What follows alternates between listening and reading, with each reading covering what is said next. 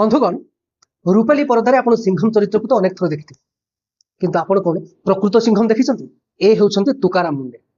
जहाँकर 21 वर्ष क्यारियर भितरे 25 थर ट्रांसफर हो सारी माने केते थर तो गोटे वर्ष भितरे दुई दुई थर भी ट्रांसफर होइछि एहर कारण कोन जानती कारण से जीवन रे केबे कंप्रोमाइज करबा सिखि नांती आपण एमपी एमएलए वीआईपी वीवीआईपी जहाँ भी बंतुरे कहीं जदि भूल करिसंती तेबे सिंघम नजरु बंचिबा मुश्किल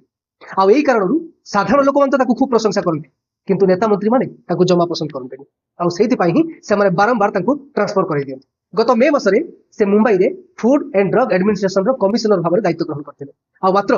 2 मासर कार्यकाल भितरे से 1100 रु अधिक रेस्टोरेंट रे चढ़ाऊ कर सारी 50 रु अधिक बड़ बड़ रेस्टोरेंट को लाइसेंस को मध्य से कैंसल कर दी जो रुस्तम आइसक्रीम मोहम्मद दिन शालीमार और सीसीआई भली अनेक नामी दामी कंपनी मध्य सामिल अच्छा खाली से नहीं